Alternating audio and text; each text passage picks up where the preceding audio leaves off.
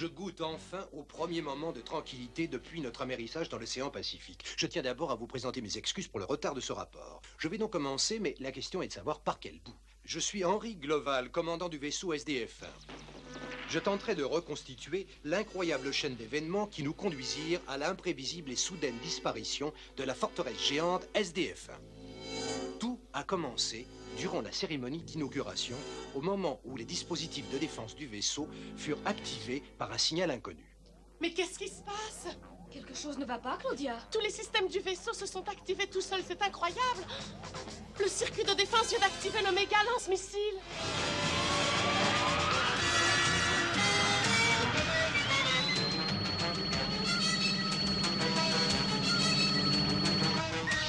Oh! Malédiction!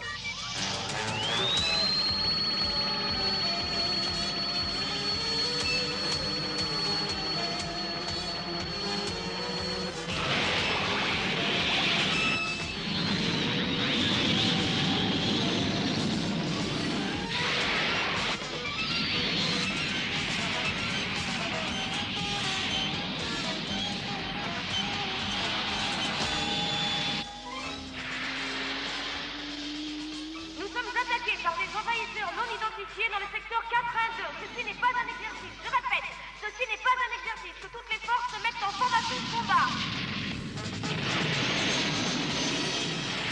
Avec un équipage inexpérimenté à bord du SDF-1, nous étions à la merci des forces qui nous attaquaient. Grâce à leur supériorité technologique écrasante, les ennemis disposaient d'armes dont la conception étonnante dépassait toute notre imagination.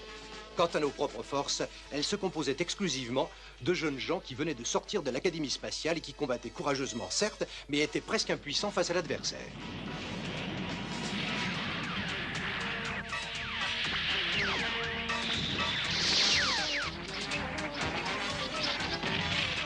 Préparez-vous à changer de configuration de vol.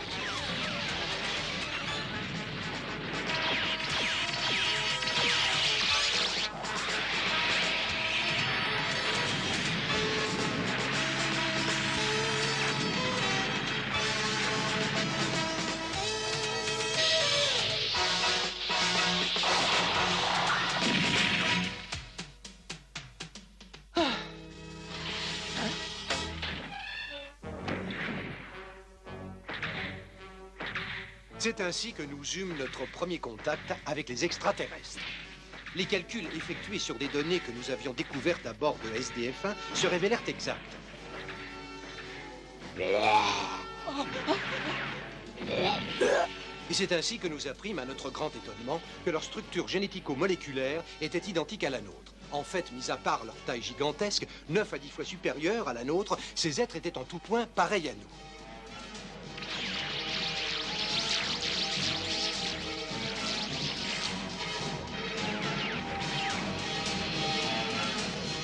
Finalement, nous tentâmes un décollage de fortune sans avoir eu le temps de tester nos systèmes de contrôle antigravitationnel. Et ce fut un désastre.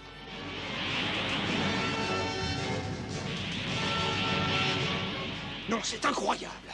Commandant, le vaisseau perd de l'altitude rapidement. Malheur, je n'en crois pas mes yeux. Vous dites, commandant? C'est un vrai cauchemar.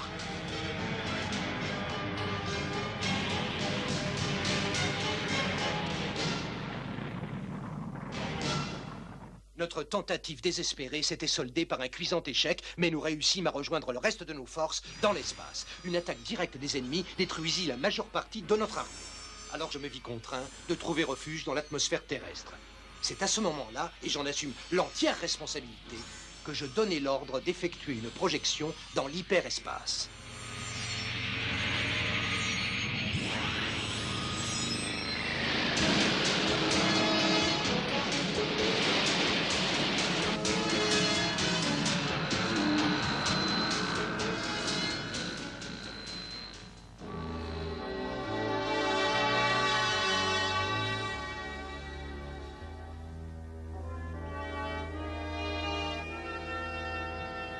Naturellement, nous n'étions absolument pas préparés pour ce qui s'ensuivit.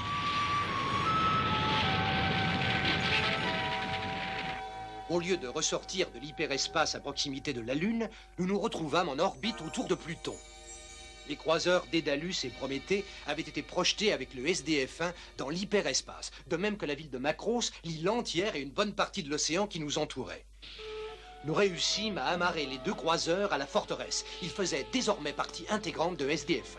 Nous avions également transporté à bord les 70 000 habitants de Macros. Cette opération fut d'ailleurs un succès. Les civils, en effet, ne tardèrent pas à reconstruire la ville à moitié détruite par l'ennemi et la vie commença à s'organiser presque comme avant. Ce fut après la disparition du dispositif hyperspatial que nous découvrîmes que le méga lance-missile était inutilisable. J'ordonnai une transformation modulaire. C'était une mesure draconienne, mais nous n'avions pas le choix. Alerte à tous les Varitech, décollage immédiat. Je répète, décollage immédiat.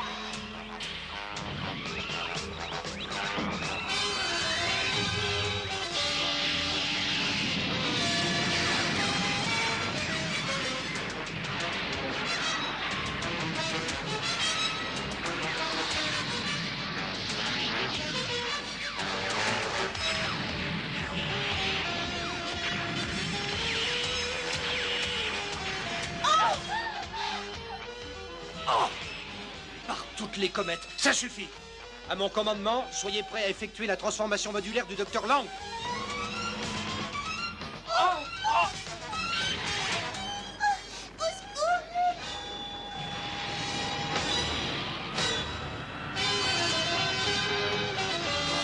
Attention, transformation modulaire, transformation modulaire.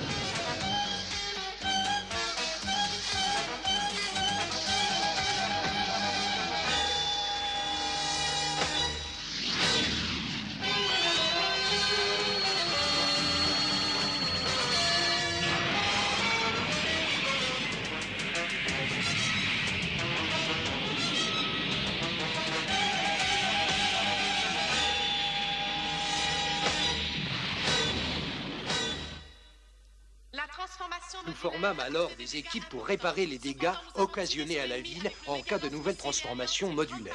Enfin, le moment opportun se présenta et nous lançâmes une contre-offensive à partir des calottes glaciaires de Saturne. Les chambres de combustion restantes ne produisaient plus suffisamment d'énergie pour alimenter notre autre système de défense, l'écran de protection. Car c'est quand même grâce à cet écran que nous remportâmes notre première victoire au cours de l'attaque de Dédalus.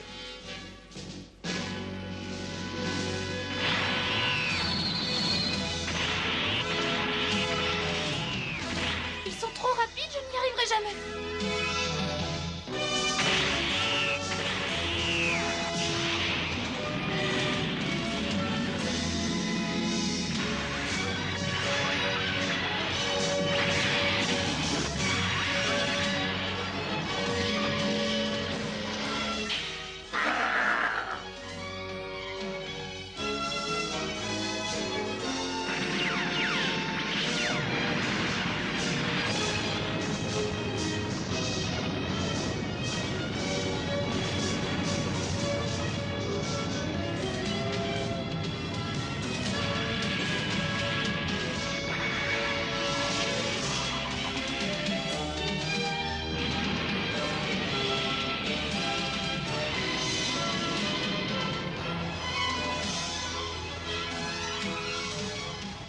Je voudrais mentionner en passant que je recommande le Dr Lang et son équipe de chercheurs pour la médaille du mérite militaire.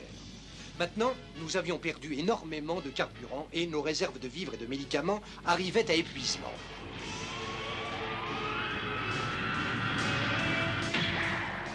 Nous nous réapprovisionnâmes à la base de Zeta sur Mars et cette escale faillit être la dernière pour nous. L'ennemi avait truffé le périmètre de la base de mines antigravitationnelles souterraines.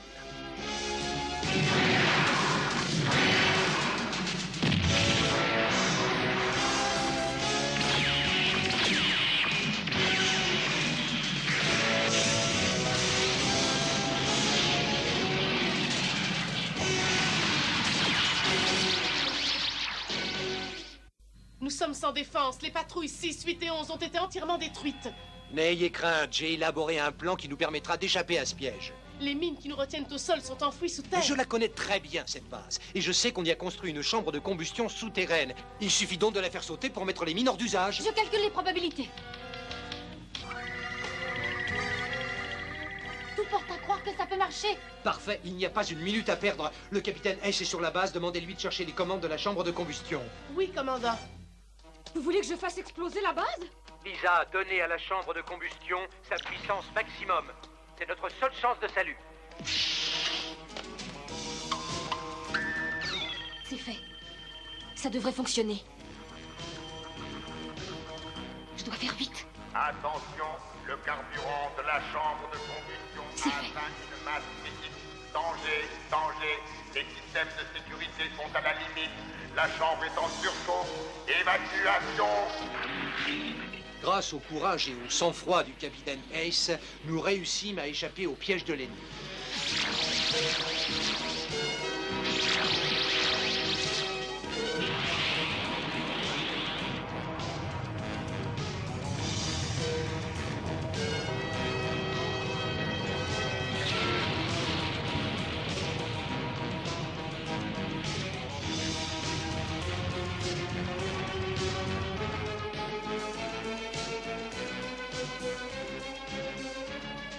J'en étais arrivé à la conclusion que les extraterrestres ne voulaient pas détruire le SDF-1, mais le capturer. Sinon, jamais nous n'aurions pu leur échapper.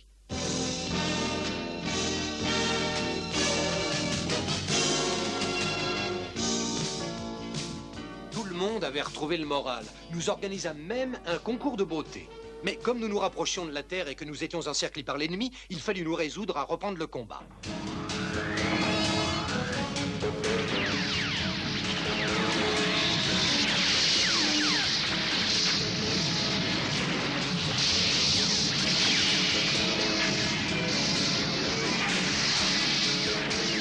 Jusqu'alors, nous n'avions pas réussi à établir de contact radio avec la Terre. La communication avec le quartier général était très perturbée et j'en ignorais les causes. Puis, un beau jour, les interférences cessèrent subitement. Commandant, je viens de recevoir un signal, mais je ne suis pas sûre qu'il vienne de la Terre. Eh bien, Samy, écoutons-le. Nous en aurons le cœur net. Oui, commandant.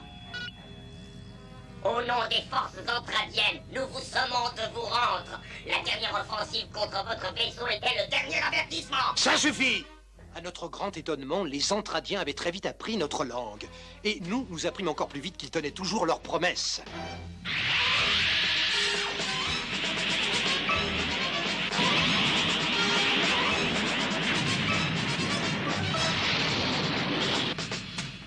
Après la destruction de la tour radar, j'envoyai le capitaine Ace en mission de reconnaissance au cœur de la flotte zentradienne.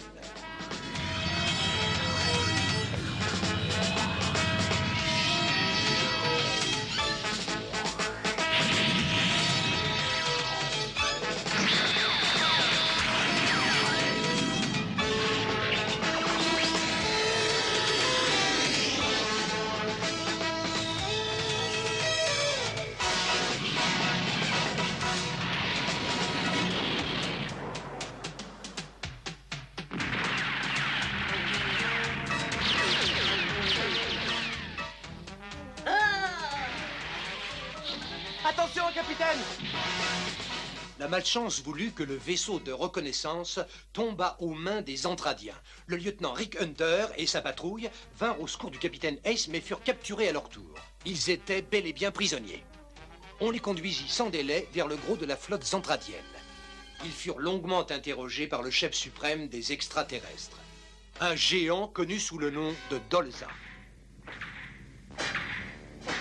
Bienvenue à bord, Excellence. Salutations, terriens. Mon nom est Dolza. Je suis le chef suprême des forces entradiennes. Je suis venu en personne pour vous interroger. Pourquoi, je vous le demande, persistez-vous à nous attaquer d'une façon aussi perfide? Il parle notre langue? Oui, mais il a un drôle d'accent et puis il est plutôt agressif. Ben, une fois dans ta vie, fais-moi le plaisir de taire et d'écouter. Apparemment, nous pouvons communiquer avec eux. Dites-nous ce que vous savez sur la protoculture. La quoi? Ah, je sais pas de quoi vous voulez parler. Cuban! Pourquoi toutes ces offensives que vous nous lancez? Qu'est-ce que vous racontez? C'est vous qui nous poursuivez sans cesse. Vous niez avoir fabriqué une arme secrète? Et quelles sont vos connaissances en protoculture? C'est la première fois que j'entends ce mot. Qu'est-ce que ça peut bien être? Pourquoi sont-ils persuadés que nous la possédons? J'ai l'impression que vous n'avez pas encore réalisé à qui vous avez affaire. Les Entradiens disposent de l'armée la plus puissante de tout l'univers. Alors soyez assurés que nous finirons par découvrir vos connaissances en matière de protoculture. Là, un instant, nous n'avons pas la moindre idée de... Tais-toi, Ben! Je ne permettrai pas que mes hommes soient interrogés eux aussi. Ainsi, c'est donc toi la chétive femelle qui commande cette patrouille. Comme c'est intéressant, décidément, il me semble que vous sous-estimez la gravité de votre situation, et vous avez tort, capitaine. Nous avons le pouvoir d'anéantir la forteresse spatiale et la ville de Macross d'un seul battement de paupières. Si vous doutez de mes paroles, regardez ce que va devenir cette planète.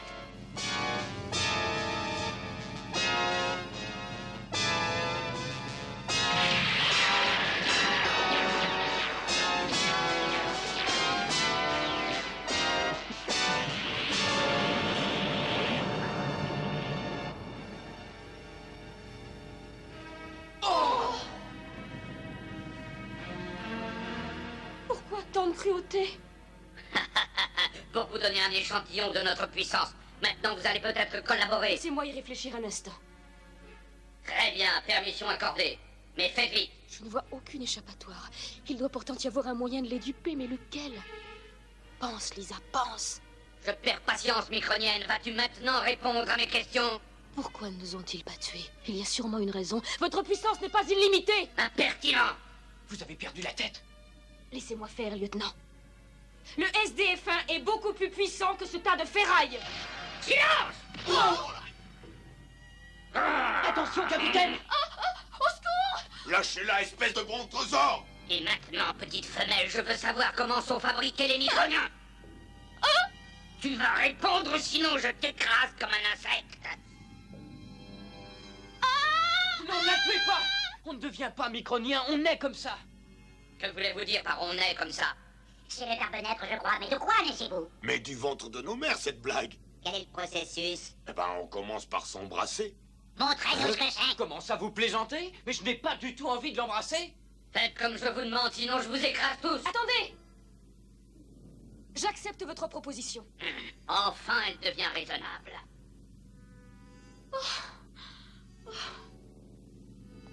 C'est bon, écoutez, je vous ordonne de m'embrasser, lieutenant Hunter. Hein? Je vais en profiter pour enregistrer leur réaction. Oui, je comprends, mais pourquoi ne pas embrasser Ben? Parce que c'est vous que je préfère embrasser. Je ne le ferai que si vous me l'ordonnez. Alors, qu'est-ce que vous attendez? Lieutenant, je vous ordonne de m'embrasser. Bien, à vos ordres, capitaine.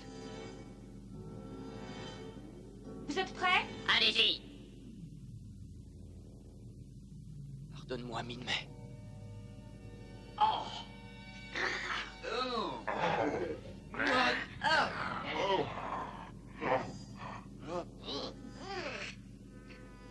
Voilà donc le fruit de la protoculture.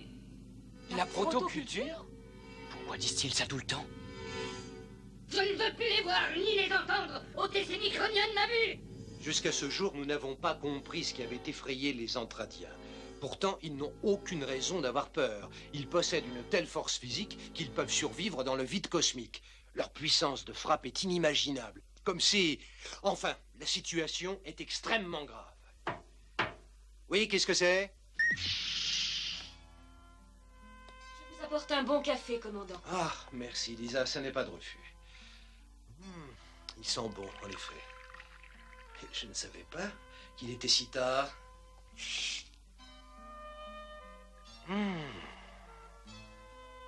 Votre café est servi, commandant. Comme c'est beau. Je ne pensais pas revoir un jour notre bel océan Pacifique. Oui, moi non plus. Vous savez, Lisa, j'ai un aveu à vous faire. Cela vous semblera peut-être ridicule, mais j'ai eu un pressentiment en prenant le commandement de ce vaisseau. Je savais qu'un drame terrible allait se jouer. Et je n'arrive pas à expliquer ce que j'ai ressenti dès le début, mais j'étais persuadé que les événements qui allaient suivre changeraient le cours de notre histoire. Ce en quoi vous n'aviez pas tout à fait tort, commandant. Cette étrange forteresse nous livrera-t-elle un jour ses secrets, Lisa?